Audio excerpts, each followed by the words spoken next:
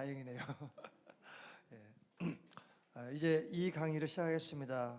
우리 제2강 하나님의 말씀 느헤미야 2장 17절로 20절 말씀 제가 받들어 읽겠습니다.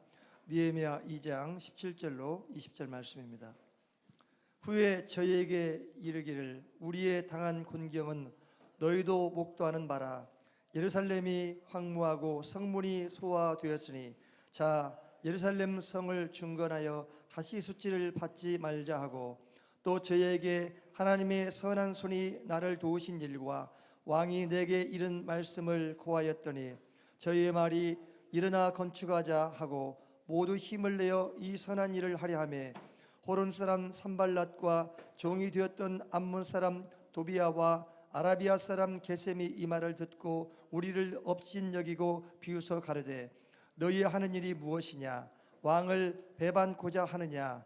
하기로 내가 대답하여 가르되 하늘의 하나님이 우리로 형통케 하시리니 그의 종 우리가 일어나 건축하려니와 오직 너희는 예루살렘에서 아무 기업도 없고 권리도 없고 명록도 없다 하였느니라. 아멘. 이 시간에 목포 신화로 감사합니다. 이 시간에 강의하실 우리 이옥경 성사님은 연세대학교 사회학과를 졸업하셨고 총신대학교 신학대학원 석사이시고 또 베이스신학교 박사 과정을 수료하셨습니다. 또 무엇보다 우리 이옥경 선교사님은 부석사 시리즈 저자이신 우리 박아브람 목사님이 특별히 총회하시던 그런 제자이셔요. 그래서 가까이서 늘 이렇게 섬기고 모셨기 때문에 누구보다도 저자의 마음을 잘 헤아리고 또 통찰력 있는 그런 강의를 해 주실 줄 믿습니다. 여러분 마음 활짝 여시고 그 은혜 받으시기를 주의 이름으로 축원합니다. 네, 박수로 맞이하겠습니다. 네. 네, 감사합니다.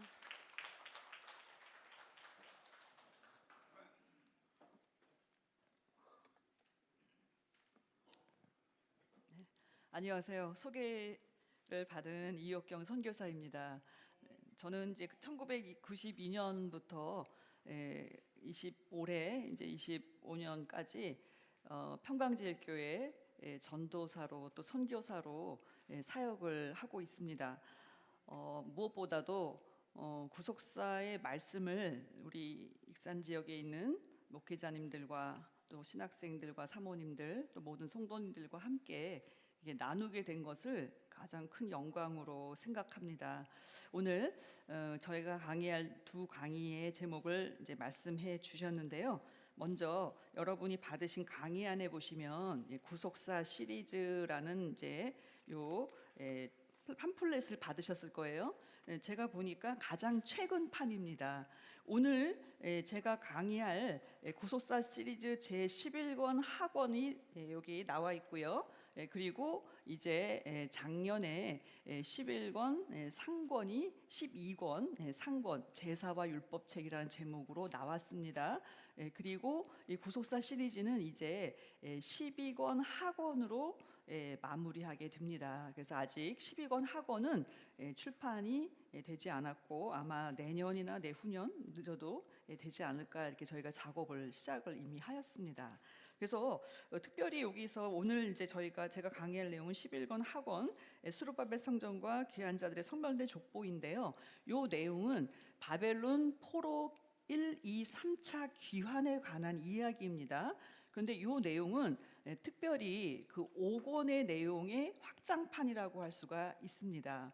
구속사 시리즈 제5권의 제목은 영원한 언약의 약속이란 제목인데요. 이 주제는 바벨론 포로와 귀환에 관한 이야기고요. 오늘 저희가 강의하는 11권 학원의 내용은 1차 포로 귀환 때 하나님께서 역사하셔서 수룹바벨 성전이 완공되었죠. 오늘 1강의 내용입니다. 그리고 오늘 배울 2강의 내용은 성전은 완성되었지만 성벽을 회파된 이유로 느헤미야 3차 귀환 때 성벽을 완공하게 되는 이야기, 그리고 에스라서와 느헤미야를 관통하는 1차, 2차, 3차 귀환을 통해서 귀한 자들의 족보가 어떻게 정리되었는지에 대한 내용과 그 속에 담겨 있는 구속 경륜을 살펴보려고 합니다. 그래서 오늘 본문의 말씀을 아까 사회자 목사님께서 읽어주셨는데요. 잠시 다시 보시면 여기는 느헤미야 2장 17절에서 20절의 말씀은 느헤미야 3차 포로 귀환의 지도자가 이스라엘 백성들에게 성벽 재건을 독려하는 바로 그러한 내용이 되겠습니다.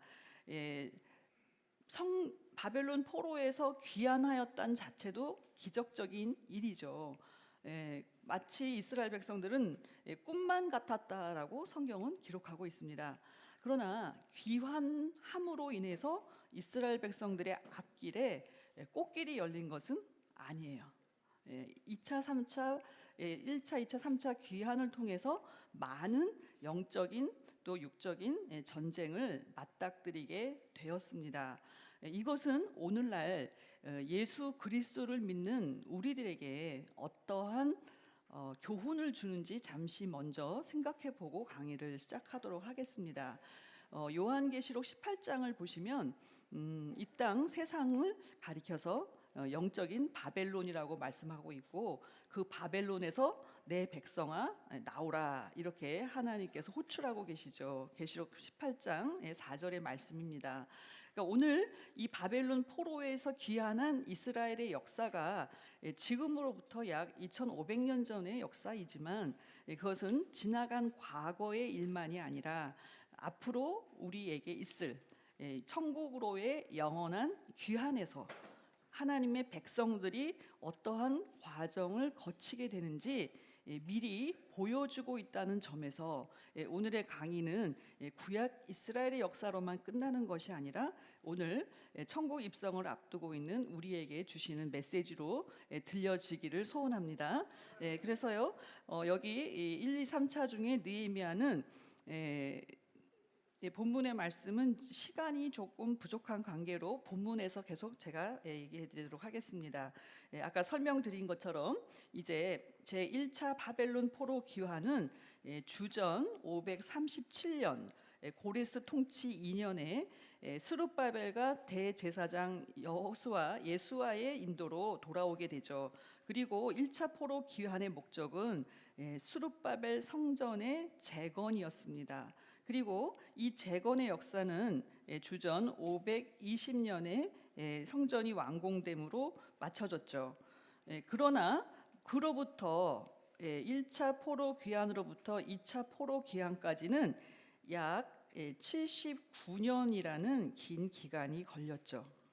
79년이라는 시간은 약 3대 내지는 4대가 지나가는 긴 시간입니다. 왜 2차 포로 귀환이 필요했는지에 대해서 우리는 알아봐야 될 텐데요. 2차 포로 귀환은 바사왕 아닥사스다 통치 7년 주전 458년에 에스라에 의해서 이루어졌다고 성경은 기록하고 있습니다. 자, 그리고 2차 포로 귀환 이후 또한 약 14년 뒤 바벨론 3차 포로 귀환의 역사가 주전 444년 아닥사 통치 20년에 있었습니다. 그리고 그 느헤미야에 의해서 이 성벽 재건 운동이 시작이 되게 되었는데요. 이러한 내용을 지금 저희가 다루려고 합니다. 그래서 오늘 저희가 많이 읽어야 되는 구절은 성경은 에스라서와 느헤미야서입니다. 이 바벨론 1, 2, 3차 포로 귀환의 역사를 대략적으로 계산해 보면 약 93년 동안에 있었던 역사죠. 우리는 왜 바벨론 포로 귀환이 이렇게 긴 시간이 걸리게 되었는지에 대해서도 그 내용도 우리가 결론적으로 알아보도록 할 텐데요. 이와 같은 1, 2, 3차 포로 귀환의 역사를 에스라서, 느헤미야서, 특별히 스룹바벨 성전 건축은 학개서와 스가랴서에 기록하고 있습니다. 그래서 1차 바벨론 포로 귀환의 내용이 에스라 1장에서 6장까지의 내용이죠. 여기에 성전 건축까지 들어 있습니다. 그리고 2차 포로 귀환의 내용은 에스라 7장에서 10장까지 내용이 되겠습니다. 그리고 느헤미야 1장부터 13장까지가 바로 3차 포로 귀환에 대한 이야기를 성경은 기록하고 있는 것을 볼 수가 있습니다. 자, 이제 큰 첫 번째 대지로 3차 바벨론 포로 귀환의 목적에 대해서 살펴보도록 하겠습니다. 아까 말씀드린 것처럼 그 지도자는 느헤미야였죠. 느헤미야에게 느헤미야 1장 3절에 보시면 저희가 내게 이르되 사로잡힘을 면하고 남은 자가 그 도에서 큰 환난을 만나고 능욕을 받으며 예루살렘 성은 회파되고 성문들은 소화되었다라는 소식을 이 느헤미야는 바사국에 있는 수산성에서 이 소식을 형제 하나니로부터 듣게 됩니다. 아까 말씀드린 것처럼 바벨론 포로 귀환 이후에 이스라엘 역사는 결코 순탄하지가 않았어요. 그래서 큰 환란을 지금 만나고 있다. 이때가 주전 444년이라고 한다면 바로 93년 동안에 일어나는 그 일은 이러한 대적의 위협과 성이 회파되고 성문들이 소화되는 이러한 환란을 만났죠. 자, 1차 포로 귀환 후에 스룹바벨 성전 공사를 마쳤죠. 그리고 이스라엘 백성들은 계속해서 성벽과 성문 공사를 계속 시도하였습니다. 성전이 있고 그 성전을 보호하는 성벽과 그 문들에 대한 공사가 계속되었다는 거죠. 그러나 대적들의 방해로 인하여서 번번이 중단되었죠. 잘 아시는 것처럼 스룹바벨 성전도 16년 동안이나 중단된 시간이 있었습니다. 그런데 제3차 포로 귀환 직전에는 어떤 상황까지 가게 되었느냐? 그나마 세웠던 성벽과 성문이 불타는 이러한 큰 시련을 당하게 되었을 때 이 사실을 바벨론에 있는 느헤미야가 알게 되었다고 느헤미야 1장 3절은 우리에게 소개하고 있는 것입니다. 그렇다면 이러한 소식을 들었을 때 느헤미야는 어떻게 했을까요? 느헤미야는 먼저 그 일을 해결하기 전에 금식 기도를 시작하였다고 말씀을 하고 있습니다. 느헤미야 금식 기도의 내용은 회개하는 기도였죠. 느헤미야 1장 6절에서 7절 말씀에 보시면 이제 종이 주의 종 이스라엘 자손을 위하여 주야로 기도하오며, 느헤미야의 기도는 아침 저녁으로 계속되었습니다. 또한 이스라엘 자손의 주 앞에 범죄함을 자복하였죠. 그렇기 때문에 주께서 내 기도를 귀를 기울이시고 주의 눈을 여셔서 종의 기도를 들어달라고 이렇게 말씀하고 있습니다, 하나님께. 그런데 여기서 중요한 것은 이스라엘의 죄만 자복한 것이 아니라 나와 나의 아비집이 범죄하였음을 고백하였습니다. 느헤미야 자신도 하나님께 범죄했죠. 어떠한 죄를 지었다고 말씀하고 있습니까? 주를 향하여 심히 악을 행하며 주의 종 모세에게 주께서 명하신 계명과 율례와 규례를 지키지 않았다고 하나님께 그 입으로 스스로 자복하고 있습니다. 두 번째로 느헤미야 기도의 특징은 말씀에 근거한 기도입니다. 느헤미야 1장 8절에서 9절을 보시면 느헤미야는 하나님께 기도할 때 그냥 기도한 것이 아니라 성경 말씀 신명기 30장 1절에서 4절에 말씀하신 그 말씀을 기초로 해서 기도하고 있는데요. 옛적에 주께서 주의 종 모세에게 명하여 가사대 만일 너희가 범죄하면 내가 너희를 열국 중에 흩을 것이요. 말씀하신 대로 범죄로 인하여서 포로로 잡혀갔죠. 그러나 만일 내게로 돌아와서 내 계명을 지켜 행하면 너희 쫓긴 자가 하늘 끝에 있을지라도 내가 거기에서부터 모아 내 이름을 두려고 택한 곳에 돌아오게 하리라. 그러니까 그렇게 말씀하지 않았습니까? 그 말씀을 이제 청컨대 기억하옵소서. 예수님도 요한복음 15장 7절에 내 말이 너희 안에 거하고 기도하면 반드시 들어주신다고 약속하셨죠. 느헤미야는 범죄하였기 때문에 하나님께 기도할 자격조차 없었습니다. 그러나 회개하고 하나님의 말씀하신 것을 붙잡고 기도하였다는 것입니다. 세 번째로 하나님의 은혜를 구하는 구체적인 기도였습니다. 느헤미야 1장 11절에 보시면 주여 구하오니 귀를 기울이사 종의 기도와 주의 이름을 경외하기를 기뻐하는 종들의 기도를 들으시고 오늘날 종으로 형통하여 이 사람 누굴까요? 바사왕 아닥사스다 왕입니다. 왜냐하면 이 사람이 허락해야 되기 때문이에요. 그래서 여기 히브리 원문에 보면은 바로 이 사람이라고 돼 있어요. 바로 이 사람. 하나님도 아시고 나도 아는 거예요. 에게 앞에서 은혜를 입게 하옵소서. 어떻게 하기 위해서? 돌아오기 위해서. 그랬더니 놀라운 응답이 왔죠. 그때 내가 왕의 술관원이 되었었느니라. 무슨 뜻일까요? 술관원이 되었다. 어서 많이 들은 이야기죠. 바로 왕의 술 맡은 간원장 이야기가 갑자기 떠오르실 겁니다. 술 맡은 간원장은 왕의 우편에 있는 요즘으로 말하면 최측근이 된 거예요. 그러니 왕과 대면해서 얻을 수 있는 자리에 가게 되었다라는 사실이죠. 바로 이 구체적인 기도를 하나님께서 이와 같은 방법으로 느헤미야에게 들어주신 것입니다. 자, 그랬을 때 하나님의 응답과 교훈을 살펴보도록 하겠습니다. 그렇다면 느헤미야의 이 기도는 과연 얼마 동안 이루어졌는지 성경을 통해 살펴보도록 하겠습니다. 느헤미야는 때를 기다리는 계속적인 기도였다.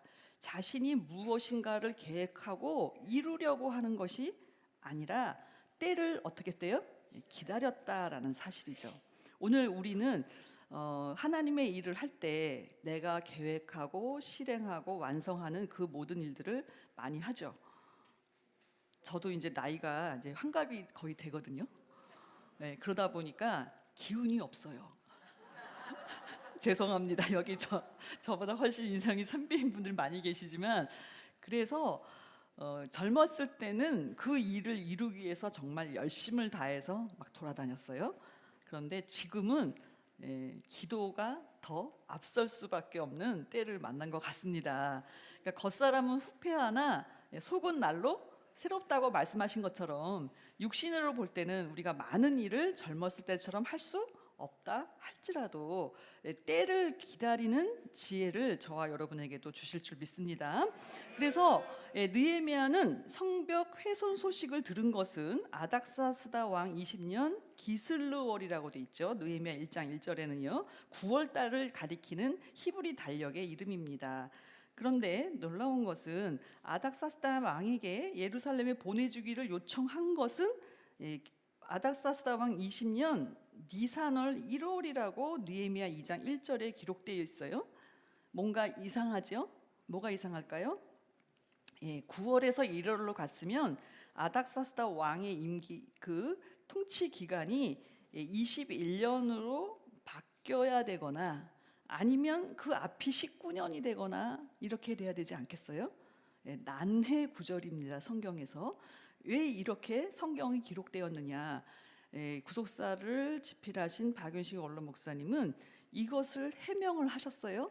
놀라운 것은 뭐냐면 성경의 기록이 틀리지 않다라는 것입니다. 어떻게 시간이 거꾸로 가고 있는데 이 기록에 오류가 없을까요?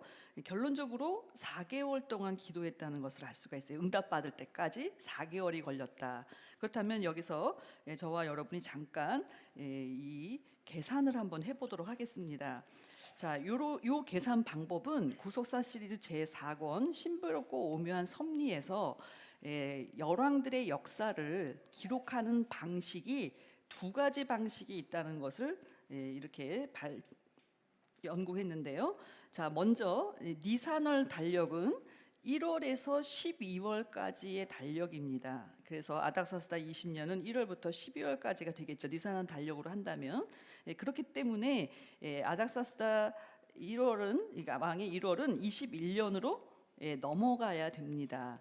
근데 이 니산월 달력은 종교력이라고도 하는데요. 그러나 남유다는 잘 기억하셔야 되겠어요. 북이스라엘은 니산월 달력으로 날짜를 왕의 임기를 기록을 했습니다. 그러나 남유다는 티시리월 달력을 사용했죠.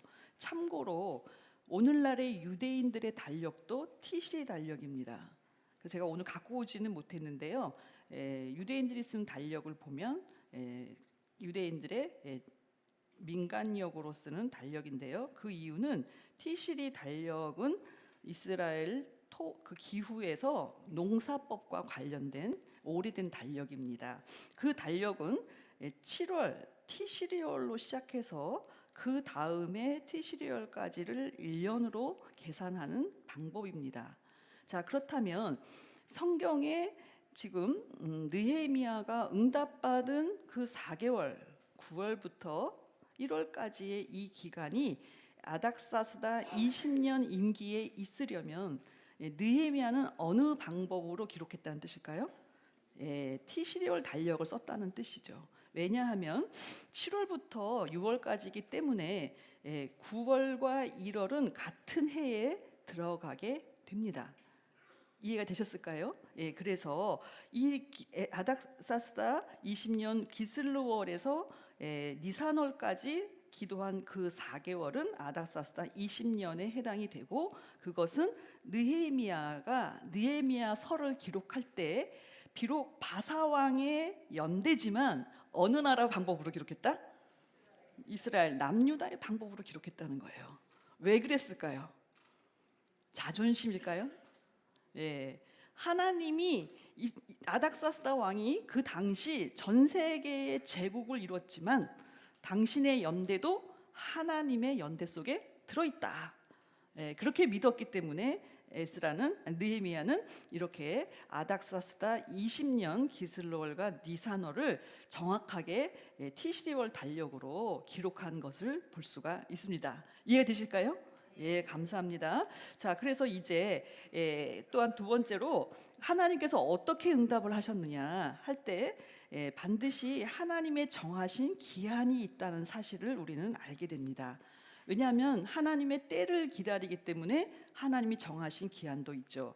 느헤미야 2장 6절에 보시면은 아닥사스다 왕이 느헤미야를 보낼 때 내가 몇 날에 행할 길이며 언제 가서 언제 도착할 거냐, 그리고 어느 때에 돌아오겠느냐, 이 기한을 묻습니다. 그랬을 때 왕이 나를 보내기를 즐겨하심으로 내가 기한을 정하고라고 기록하고 있죠. 그러니까 다시 말씀을 드리면 느헤미야는 무작정 떠난 것이 아니라 왕 앞에 기한을 정하고 떠났다는 것을 알 수가 있습니다. 느헤미야가 정확하게 몇 월 며칠에 예루살렘에 도착하였는지 성경은 정확한 날짜를 기록하고 있지는 않아요. 그러나 놀랍게도 그것을 추론할 수 있는 근거가 성경에 있습니다. 한번 살펴보실 텐데요. 물론 여기에는 지금 제가 성경 구절은 아니시지만 여러분이 성경을 갖고 계신 분이 있다면은, 자, 느헤미야 6장 15절에 보시면 성벽을 건축해서 완공하기까지 52일이 걸렸다고 말씀을 하고 있어요. 며칠이요? 52일. 그러고 느헤미야가 예루살렘에 도착했을 때 3일간 성벽을 둘러보고 확인했다고 기록하고 있죠. 느헤미야 2장 11절에 기록하고 있습니다. 자, 그러므로 느헤미야가 예루살렘에 도착해서 3일간은 둘러보고 성벽 공사는 52일간 했죠. 그렇다면 자, 느헤미야가 예루살렘에 도착해서 성벽을 완공하기까지 걸린 기간은 약 며칠일까요? 55일이 됩니다. 자, 그런데 6장 15절에는 완공한 날짜가 기록돼 있어요. 6월 25일이라고 기록했죠. 6월 25일. 자, 그렇다면 55일 전이면 몇 월 며칠로 추정할 수 있을까요? 자, 25일 빼면은 30일이 남죠. 그러니까 5월 1일 날 도착한 것으로 추정할 수가 있습니다. 그런데 놀라운 것은 이 5월 2일은 3차 귀환의 날짜, 3차 귀환에서 예루살렘에 도착한 날짜죠. 그런데 여러분이 이제 에스라 7장 9절을 보시면 2차 귀환 때 도착한 날짜도 5월 1일이었다는 사실이에요. 1월 1일 날 출발해서 에스라는 2차 귀환할 때 5월 1일 날 도착했던 4개월이 걸렸다는 것을 알 수가 있어요. 이것은 우리가 무엇을 이해할 수 있을까요? 느헤미야가 날짜를 정한 것으로 볼 수 있는데, 느헤미야는 5월 1일 날 예루살렘에 도착하도록 출발하였던 것으로 추정이 됩니다. 그렇다면 이 5월 1일에 담겨 있는 이유가 무엇이었을까요? 이스라엘 전 역사를 보시면, 자, 민수기 33장 38절에 보시면 1대 대제사장 누굴까요? 아론이죠. 1대 대제사장 아론이 죽은 날짜가 5월 1일입니다. 그렇다면 아론이 죽은 날짜와 바벨론 포로 귀환의 날짜가 무슨 연관이 있을까요? 성경은 민수기 35장 28절에 보시면은요, 요거는 잘 아시는 내용이에요. 대제사장이 죽으면 어떤 역사가 일어나죠? 대제사장이 죽으면 도피성에 있던 죄인들이 다 집으로 돌아갈 수가 있게 돼요. 그러니까 이스라엘 백성들이 집으로 돌아오는 날짜가 대제사장 죽은 5월 1일이죠. 이것은 신약 시대로 와서도 히브리서 5장 10절에 보시면 예수님께서 우리의 죄를 대속하신 대제사장이시죠. 그러니까 예수님께서 십자가에 죽으심으로 우리가 죄에서 해방을 받은 것입니다. 그러니까 이와 같이 이 5월 1일 대제사장 아론이 죽은 날짜는 죄인들이 집으로 다 돌아올 수 있는 해방의 날과 같다라고 보시면 되겠습니다. 그래서 에스라도 5월 1일 날 도착했고, 느헤미야도 몇 날 며칠 길을 왕한테 보고할 때 5월 1일 날 예루살렘에 도착하기를 원했던 것입니다. 오늘 이 말씀은 바벨론 포로의 귀환과 예수 그리스도의 십자가의 구속의 은혜가 우리에게 임하였다는 것을 통해서 연관성을 우리에게 가르쳐주고 있습니다. 자, 이제 지도자의 물질적 헌신과 말씀에 대한 순종도 있었죠. 거저 성벽이 완성된 것이 아니라 이방인의 손에 팔린 형제들을 속량하는 일을 이 지도자들이 했다는 것을 성경은 말씀해주고 있습니다. 결론적으로 포로 귀환은 전적으로 하나님의 선한 도우심으로 가능했죠. 비록 아닥사스다 왕이 허락하였지만, 그리고 느헤미야가 금식 기도를 하였지만, 그것이 어떻게 이루어진 일이냐? 내 하나님의 선한 손이 나를 도우심으로 왕이 허락한 것이다. 이것이 느헤미야의 신앙입니다. 세상 왕의 마음을 하나님께서 움직이신 것입니다. 그 이유는 하나님의 말씀 때문에, 느헤미야의 기도 때문에 하나님께서 그 선한 도우심으로 돌아오게 하신 것이죠. 느헤미야 2장 18절에도 모두 힘을 내어 이 선한 일을 하자 이렇게 말씀했죠. 왜냐? 하나님의 선한 손이 나를 도우신 일, 또 아닥사스다 왕이 내게 이른 말씀을 백성들에게 고하니까 백성들이 은혜를 받았어요. 그래서 뭐라고 했어요? 일어나 건축하자. 그러니까 이 느헤미야의 간증이 이스라엘 백성들의 마음을 움직여서 성벽을 건축하게 하는 그 일을 하였는데, 이것도 하나님의 선한 도우심이었다라고 느헤미야는 결론적으로 말씀하고 있습니다. 자, 이제 그렇다면 성벽 공사가 어떻게 이루어졌느냐 할 때 성벽 재건에 대한 엄청난 방해도 있었다고 성경은 말씀하고 있죠. 첫 번째로 외부의 적이 있습니다. 자, 이 노란 부분이 돌아온 이스라엘 백성들, 바벨론 포로에서 돌아온 이스라엘 백성들의 지경입니다. 그러나 70년 동안 황폐하여진 그 예루살렘을 사마리아 사람, 그리고 암몬 사람, 또 블레셋 사람들, 그리고 이 에돔 사람들이 이 하나님의 가나안 땅을 이렇게 둘러싸고 있는 형태가 되었습니다. 그래서 호론 사람 산발랏은 사마리아의 총독이었죠. 그러니까 이 땅을 다스리는 권세가 나한테 있다라고 생각한 사람이 바로 호론 사람 산발랏이었고, 서편에 강 동쪽에 있었던 암만 사람 도비아도 이 땅에 대한 기득권이 나에게 있다. 또한 이 블레셋 사람들은 당연히 계속 있었던 사람들이죠. 그리고 아라비아 사람 게셈은 이두메 족속으로 이 남쪽에서, 그러니까 지금 보시니까 동서남북으로 이 가나안 땅이 완전히 포위된 상태에 돌아온 것입니다. 그러면은 이 사람들이 환영하고 반겼을까요? 싫어했을까요? 네, 당연히 싫어할 수밖에 없습니다. 70년 동안 자기들이 차지하고 있었는데, 야, 70년 전에 땅을 니네가 가지러 오냐? 말이 안 된다고 생각할 수 있죠. 이런 외적의 방해가 있었죠. 그래서 그들은 느헤미야 4장 1절 보시면은 산발랏, 아까 말씀드린 그 사마리아 총독 산발랏은 우리가 성을 건축한다음을 듣고 크게 분노하고, 또 유다 사람은 어떻게 했대요? 비웃었다. 그러나 느헤미야와 백성들은요, 대응하지 않았어요. 싸우지 않고 모든 것을 하나님께 맡기고 성벽 공사에 매진합니다. 그러면 가만히 있을까요? 더 열받을까요? 너무 잘하세요. 더 열받아요. 그래갖고 말로만 하던 것을 이제 실력 행사로 들어갑니다.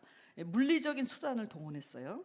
하려고 했어요. 그래서 느헤미야 4장 7, 8절에 보시면 산발랏, 도비야, 아라비아 사람들, 암몬 사람들, 아스돗 사람들, 아까 말한 그 사방을 둘러싸고 있는 백성들이 예루살렘이 중간되어 그 퇴력한 곳이 수보되어 간다 함을 들었어요. 그리고 듣고 야, 잘됐다 그런 것이 아니라 심히 분하였대요. 그래가지고 이들이 연합을 해버렸어요. 다 함께 꾀하기를 예루살렘에 가서 서서 요란하게 하자. 여기서 쳐서라는 말은 단순한 뜻이 아니고요, 라함, 히브리어로 라함인데요, 싸우다, 전투하다라는 뜻이에요. 그러니까 무력으로 가서 이스라엘 백성들을 혼내주고 그들을 흩어버리고 요란하게 하자라고 이 예루살렘을 중심으로 한 그 외적들이 단합을 하기 시작을 했습니다. 또 느헤미야 4장 11절에 보시면 우리 대적은 이르기를 저희가 알지 못하고 보지 못하는 사이에, 이런 걸 뭐라고 하죠? 기습 공격. 쟤네들이 절대 모를 때 가서 우리가 팍 기습을 해가지고 달려들어서 살육을 하여 역사를 그치게 하리라. 그러니까 이들은 폭력을 쓰고 피를 보더라도 막아야 되겠다라고 결사각오를 했다는 사실이에요. 그리고 그것은 그들의 전술은 무엇이었을까요? 기습 작전이에요. 실제로 전쟁을 해보면요, 기습을 하느냐 안 하느냐에 따라서 전쟁의 추이는 달라질 수밖에 없죠. 그러나 성경을 보시면은 바로 느헤미야 4장 15절에 이 기습하겠다는 이들의 전략이 이스라엘에게 알려졌어요. 그러니까 기습을 했을까요? 못했을까요? 못하게 된 거예요. 그래서 하나님께서 이것을 막아주셨죠. 그러니까 그 다음 전략은 무엇이었느냐? 느헤미야 요 놈만 없으면, 이걸 해치면 이 일이 수포로 돌아가리라, 이렇게 생각을 하고 어떻게 했느냐? 꿰어내요. 우리 연합하자, 얘기 좀 하자, 대화해보자.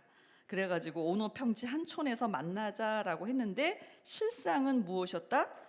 나를 해코자 합니다. 느헤미야가 이거를 알게 되었어요. 그래서 만났을까요? 안 만났을까요? 만나지 않았죠. 그렇게 해서 하나님께서 외적의 방해가 있음에도 불구하고 보호해주고 있는데, 문제는 뭘까요? 외적보다 더 무서운 것은 내부의 적이죠.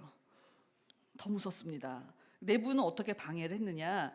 공사에 참여하지 않는 두고와 귀족들이 있었다. 느헤미야 3장 5절에 보시면 그 다음은 두고와 사람들은 중수를 했어요, 성벽을. 그러나 귀족들은 주의 역사에 담부치 아니하였다. 그래서 담부하다라는 이 단어는요, 짐을 등에 지고 어깨에 매다라는 뜻이에요. 자, 성벽이 무너졌죠. 그럼 그것을 다시 세우려면 먼저 무엇부터 해야 될까요? 무너진 흙 무더기를 등에다가 메고 옮겨야 돼요. 귀족들은 그 일을 하지 않았다. 만약에 하나님께서 아유 귀족이니까 안 해도 돼 이렇게 생각하셨으면 성경을 이렇게 기록하지 않으셨을 거예요. 이게 무슨 죄에 해당할까요? 이 귀족들은 괘씸죄. 이 구속사실을 지으신 이제 이 박윤식 목사님이 되게 특이한 목회를 하셨어요. 근데 그 중에 하나가 뭐냐면은 모든 교역자들은 무조건 청소. 와보신 분은 아시겠지만 저희 교회는 5만 평 부지예요. 그 5만 평 부지라는 것을 와 좋겠다 생각하시지만 관리하는 저희는 어떨까요? 1년 내내 쓸어야 돼요. 가을에만 쓰는 게 아닙니다. 봄에는 꽃몽오리가 떨어져요. 그래서 1년 내내 쓸어야 돼요. 얼마나 힘들어요. 근데 그것을 교육자들한테 시키셨어요. 화장실 청소, 성전 청소. 근데 왜 그렇게 하셨냐면은 너희 마음을 닦아라 1번. 두 번째 그렇게 해야 겸손해지고 세 번째 그래야 성도들이 존경한다는 거예요. 그래서 지금도 저는 화장실 청소뿐만 아니라 여러 성전의 청소를 감당하고 있어요. 근데 만약에 저희가 생각할 때 야 교육자한테 이런 것까지 시키냐 이 나이에 내가 이거 하리 그 성도들을 시킨다. 근데 재미있는 것은 성도들이요 알아서 또 하세요. 그러나 같이 해야 되지 저희가 말로만 하지는 않습니다. 그래서 하나님께서는 괘씸하다. 내부적으로도 단합이 지금 되고 있어요? 되지 못하고 있어요? 안 되고 있다라는 것을 보여주고 있죠. 또 말로 부정적인 말 하는 사람 꼭 있어요. 느헤미야 4장 10절 뭐라고 했나요? 야 유다 사람들이 이르기를 흙무더기가 아직도 많다. 그러니 담부할 힘이 쇠하였다. 그러니까 우리는 성을 건축한다 못한다? 못한다. 이게 말로 해보지도 않고 미리 초치는 분들 꼭 있죠. 성경에도 있고 오늘날 다 있습니다. 그것은 그냥 우리가 피해갈 수 없는. 그러나 더 문제는 무엇이었느냐? 대적 근처에 사는 유대 사람들은요 뭘 요청하냐면요. 자 이제 외적들이 이렇게 쪼여오고 있죠. 그러니까 그 주변에 있는 외적과 가까이 사는 분들이 시달리는 거예요. 그러니까 성벽 공사 그만하고 10번이나 와갖고 우리한테 와서 좀 도와라. 우리 너무 괴롭다. 그러니까는 성벽 공사를 왕창 같이 해야 되는데 이 같이 해야 될 분들이 이렇게 얘기를 하고 있는 거예요. 그럼 느헤미야 속은 어떨까요? 새카맣게 타고 있겠죠. 근데 더 진짜 화가 나는 건 4번입니다. 제사장이 반기를 들어요.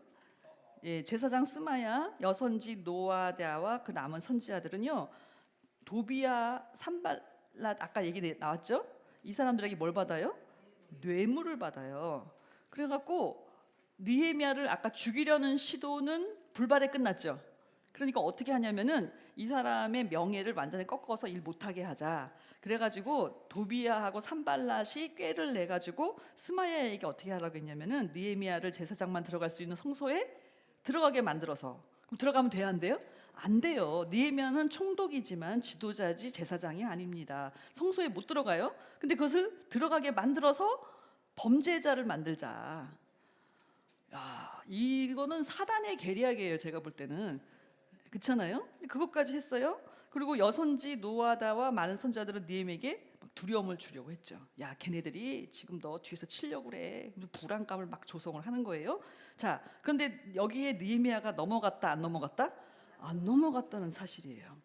자, 그래서 놀랍게도 이런 안팎에 큰 방해가 있었음에도 불구하고 성벽 재건이 마침내 주전 444년 6월 25일 여기 느헤미야 6장 15, 16절 볼 때 52일 만인 엘루럴 25일 6월 25일이죠. 엘루럴은 6월 달입니다. 그래서 6월 25일 날 며칠 만에 52일 만에 와 이거는 여러분 보실 때 빨리 한 것 같으세요? 늦은 것 같으세요? 이따가 성벽을 보여드리면은 이게 얼마나 빠른 시일 내에 이루어졌는지를 알 수가 있어요. 자, 끝냈어요. 아무리 방해해도 끝냈어요. 그러니까 대적과 이방 사람들이 어떻게 했대요? 두려워했대, 낙담했대. 왜냐? 이들도 아는 거예요. 누가 도왔다. 이 역사를 우리 하나님이 이루신 것을 그들도 알았다. 여러분 보세요. 아무리 나를 괴롭히고 무너뜨리려고 하는 대적이 있다 할지라도 하나님은 싸워서 이기게 하시는 게 아니고 하나님이 누구 편이 되시면 내 편이 되시면 되는 거예요. 그러면 여러분 하나님을 내 편으로 만들려면 어떻게 될까요? 왜 맞습니다. 강의 들으실 필요가 없어요. 이미 답을 다 아세요. 내가 하나님 편이 되면 돼요. 느헤미야는 오직 그 신본주의 신앙으로 이 모든 위기를 계속 넘어가고 있었다는 사실입니다. 오늘 성전을 건축하고 또 교회를 부흥시키려면 이와 같은 안팎의 대적들이 많이 있습니다. 그러나 싸울 것이 아니라 하나님의 선한 오른손의 도우심을 얻어서 내가 하나님 편이 되고 하나님만 의지할 때 하나님께서 이 역사를 이루신다는 것을 믿으시기 바랍니다. 자, 이제 이 방해 속에서도 성병이 완결될 비결이 무엇일까요? 아까 말씀드린 것처럼 끊임없는 기도. 그때마다 하나님께 다 일렀어요. 이 사람들이 이렇게 방해를 하고 이렇게 괴롭히고 있습니다. 하나님 좀 봐주시고 역사해 주세요. 그 죄를 도말하지 마시고 건축한 자 앞에서 주를 격동하는 하나님의 뜻을 지금 저희가 맡고 있으니 하나님께서 처리하셔야 됩니다 라고 기도할 뿐만 아니라 느헤미야 4장 9절에는 파수꾼을 두어서 어떻게 했대요? 주야로 방비했대요. 그러니까 여러분 보세요. 낮에는 성벽공사, 밤에는 방비를 서요. 잠은 언제 잤을까요? 옷을 입고 쪽잠을 잤대요. 예루살렘 성에서. 그것은 참으로 하나님의 주신 마음이 아니면 불가능한 일이죠. 그래서 성경은 뭐라고 하나님께서 이들의 공사 장면을 설명하시냐면요. 느헤미야 4장 6절에 이에 우리가 성을 건축하고 전부가 연락되고, 이 말은 무슨 뜻이냐면 어떻게 52일 동안 이렇게 빨리 지어졌냐면요. 자, 이 성벽 공사는 12문을 세우고 42구역으로 나누어져서 동시다발적으로 이루어졌어요. 그러니까 무슨 말씀이냐면요. 성을 동그랗게 할 때 차근차근 골라간 게 아니고요. 이 구역을 42개로 나눴어요. 그래서 동시에 지어서 서로 연락되게 했다는 거예요. 동시다발적으로 지었다 이렇게 표현할 길밖에 없어요. 자, 그래서 고가 절반에 미쳤다라는 것은 뭐냐면 성벽의 높이를 반까지 쌓았다는 거예요. 그런데 어떻게 이렇게 일이 빨리 진행되었느냐? 이는 백성이 마음을 들여 역사했다. 그럼 여기서 마음을 들였다라는 말은 한국식 표현으로 너무나 아름다운 표현인데요. 여기서 마음을 들여라는 말은요, 놀랍게도 히브리 원문으로 보시면 마음이 있었다. 그러니까 백성들의 마음에 뭐가 있었다? 성벽 건축에 대한 열망이 그 마음에 있었다는 거예요. 그래서 구속사 시리즈에서 저자이신 원로 목사님은 이것을 이렇게 표현하셨어요. 뭐라고 말씀하셨냐면, 자, 성벽 공사에 먼저 하나님의 마음이 있어요. 하나님의 마음이 있는 곳에 백성의 마음이 있어요. 그럼 될까요, 안 될까요? 된다는 거예요. 하나님의 마음이 있는 곳에 백성의 마음이 있어서 가능했다. 그래서 마음을 들였다. 참으로 아름다운 표현입니다. 그리고 백성들은 성벽만 공사하는 것이 아니라 행동하는 믿음이었어요. 그래서 느헤미야는 외적의 침입을 어떻게 막으면서 성벽을 지을 것이냐. 그래서 넓은 곳에 백성으로 종족을 따라 칼, 창, 활을 가지고 서 있게 했다는 거예요. 방비를 같이 했다는 거죠. 자, 그리고 너무 재미있는 말씀이죠. 느헤미야 4장 7절에는 성을 건축하는 자와 담부하는 자는 다 어떤 모습이었느냐? 양손. 한 손은 성벽 공사, 한 손은 병기를 잡았대요. 그러니까 두 가지 일을 지금 동시다발적으로 하고 있는 거예요. 놀랍죠? 그런 행동하는 믿음. 자, 그렇지만 또 어려움이 찾아왔어요. 느헤미야 5장에는 느헤미야의 개혁이 있는데 성벽 공사를 하면서 어떤 어려움이 찾아왔느냐? 흉년이 있었어요. 그러니까 백성들은 어떻게 해요? 갈등이 폭발해 버려요. 어떤 문제가 있었냐면요, 식량이 없는 사람들, 세금을 낼 돈이 없는 사람들이 생긴 거예요. 그러니까 왜냐하면 소득이 없으니까. 그래갖고 밭과 집을 어떻게 해요? 전당 잡혀버렸어요. 그리고 심지어는 자식들을 종으로 팔기도 했어요. 그리고 자기 포도를 남에게 넘겨주기도 해요. 그러니까 무슨 일이 생길까요? 빈익빈 부익부 현상이 일어나는 거예요. 부유한 귀인이나 민장들은 도리어 높은 이자를 받고 땅과 자식들을 종으로 받아버린 거예요. 그럼 백성들이 똑같이 해야 되는데, 예를 들면 아까 말한 드고아 사람들이 제일 열받았을 것 같아요. 성벽 공사는 안 하고 이자 놀이하고 있어요. 그래갖고 난리가 났어요. 그랬을 때 느헤미야는 어떻게 했느냐? 이자 받는 것을 그치라. 받은 이자 돌려주라. 저당 잡은 밭과 집을 어떻게 해요? 돌려보내라고 맹세했어요. 그리고 이렇게 안 하면 맹세를 시켰어요. 옷자락을 떨쳤대요. 이게 뭐냐? 너네 이거 순종 안 하면 내가 옷자락을 떨치듯이 너네 다 떨쳐버릴 거야. 이렇게 느헤미야가 강력하게 말함으로 이 성벽 완공이 가능하게 되었다는 사실입니다. 보이는 건물을 짓는 것이 다가 아니고 그것을 짓는 백성들의 마음이 하나님의 말씀대로 순종하여야 되는 거예요. 예, 그것이야말로 성벽 공사의 비결이었다는 것을 알 수가 있습니다. 자, 이제 성벽 공사가 완공이 되었어요. 그럼에도 불구하고 그 도비야 일당의 위협은 계속됐죠. 도비야가 계속 힘을 쓸 수 있었던 이유는 느헤미야 6장 18절에 뭐라고 했어요? 예, 유다 백성이 저와 동맹한 자가 많았대요. 그러니까 사람들이 도비야가 너무 유력한 사람이니까 가문별로 결혼을 한 거예요. 그러니까 이방인과 결혼했기 때문에 도비야가 어떻게 해요? 그 말빨이 세질 수밖에 없어요. 느헤미야 6장 19절에는 또 뭐라고 그러냐면은 느헤미야한테 계속 도비야에 대해서 좋은 얘기를 해요. 도비야가 얼마나 선행을 했는지 아시냐? 예? 그리고 또 느헤미야가 한 말을 또 저기도 전해. 그러니까 도비야가 항상 내게 편지해요. 이걸 뭐라 그래요? 협박, 두렵게 하고자 하였다. 이 괴로움이 끝나지 않았다는 거예요. 그렇다면 이 괴로움을 어떻게 극복했을까요?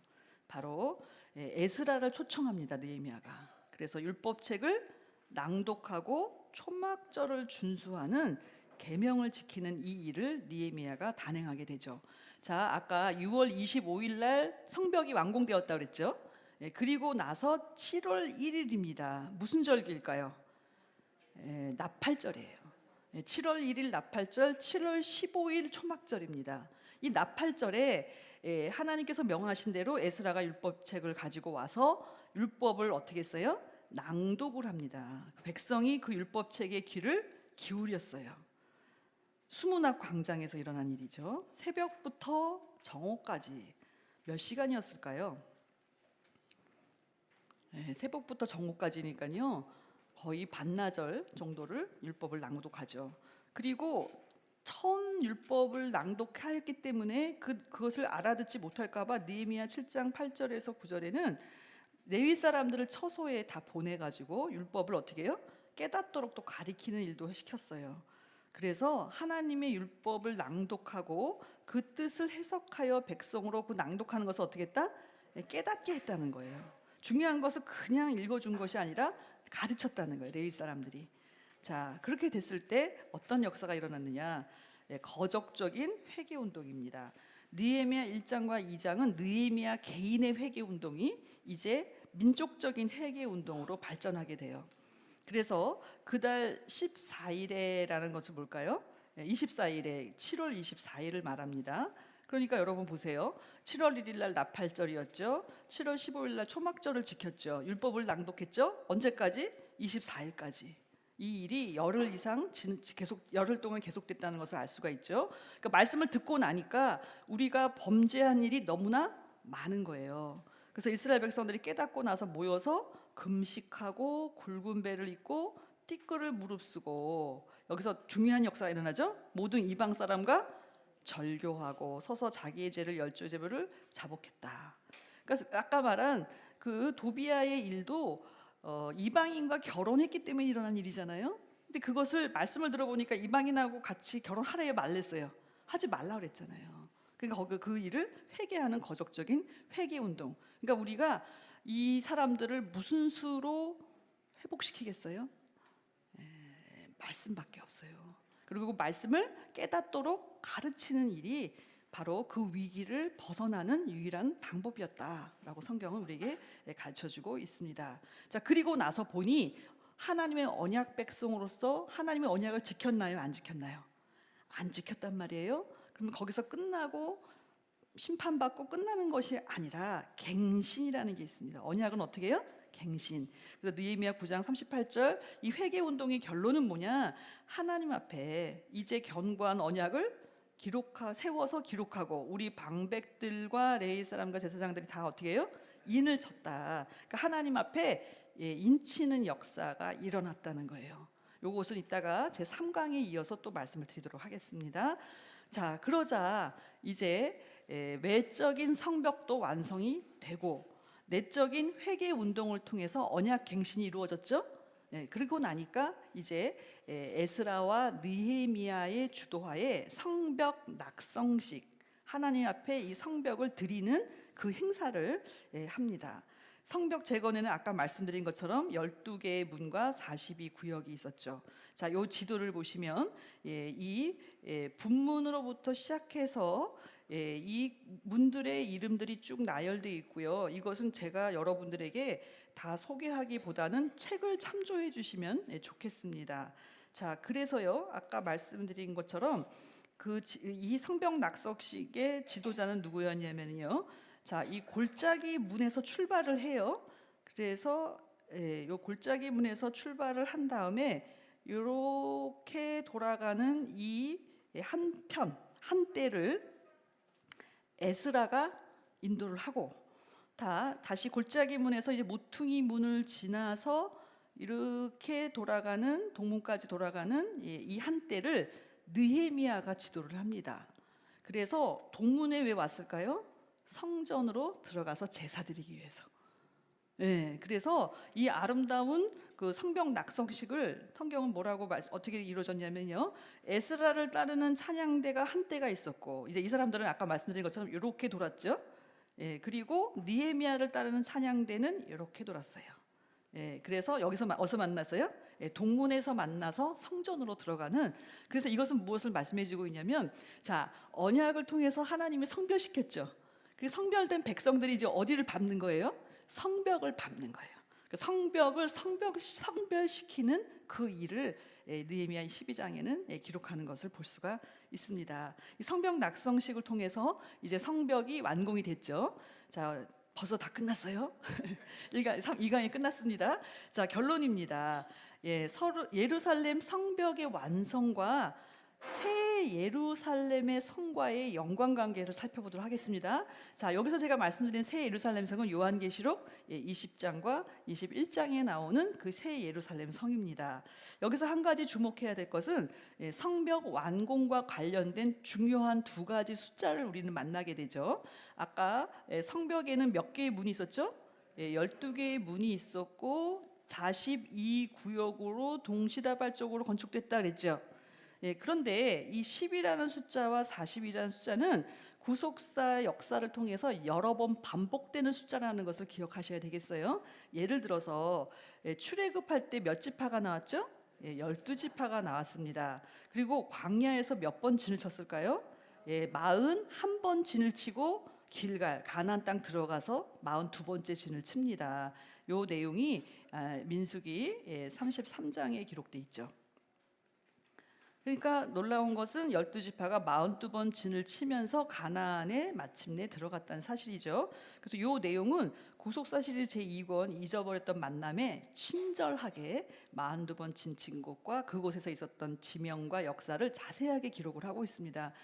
자, 그리고 이제 또 12지파로 구성된 이스라엘에게 예수님이 오실 때 몇 대 족보를 통해서 오셨어요? 42대. 그래서 마태복음 1장 17절에 보면은 14대, 14대, 14대죠. 그 3기를 거쳐서 42대 만에 오셨죠.